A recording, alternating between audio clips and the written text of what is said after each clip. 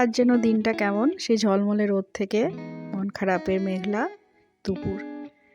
তো ভাবলাম যে আজকে ডিম বানাই, একটু অন্যরকম বানাবো, তাই ভাবলাম ক্যামেরাটা চট করে নিয়ে আসি, তোমাদের সাথে শেয়ার করি।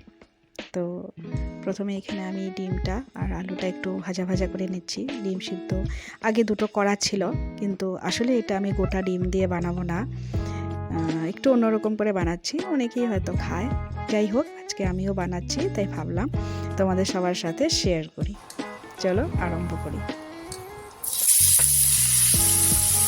এখানে পেঁয়াজ আছে, টমেটো আছে, জিরে গুঁড়ো আছে, হলুদ আর লঙ্কা, রসুন আর আদা নেই, ইচ্ছে করলে দেওয়া যায়, কিন্তু আমি রসুন আদা দেব না।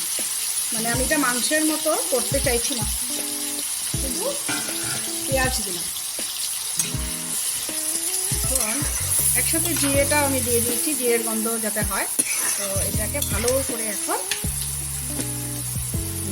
কষাবো খুব ভালো করে,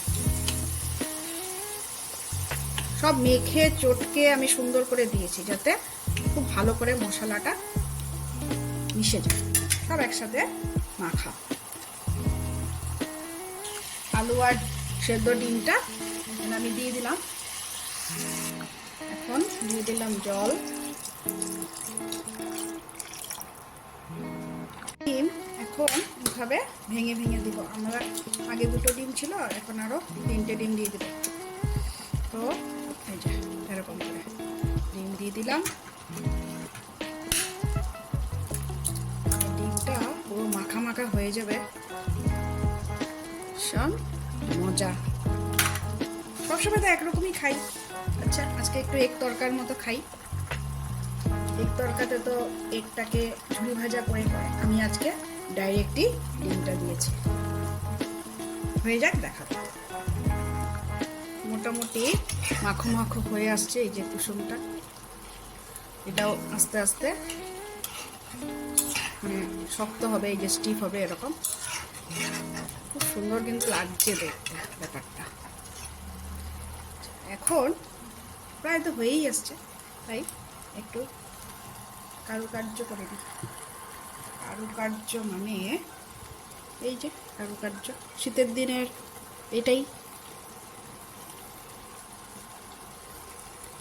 অন্যরকমই একটা লুক চলে এসছে না? এই একটা দিয়েই কিন্তু সুন্দর খাওয়া হয়ে যাবে, বাচ্চারা বলো সবাই বলো। বিশেষ করে বাচ্চারা তো ডিম খেতে ভীষণ ভালোবাসে, এটা তো জানা কথাই। ম্যাক্সিমাম বাড়ির বাচ্চারা, যেমন আমার বাড়ির আর্য, ডিম ছাড়া আর কিছুই ভালোবাসে না। কাজেই খুব সুন্দর কিন্তু ব্যাপারটা হয়েছে, দারুণ। তো কাঁচা ডিমের এই ঝাল, কাঁচা ডিমের ঝাল তো কেমন লাগলো? কাঁচা ডিমের এই মুরগির ঝাল চচ্চড়ি অবশ্যই আমাকে কমেন্টে বলবে।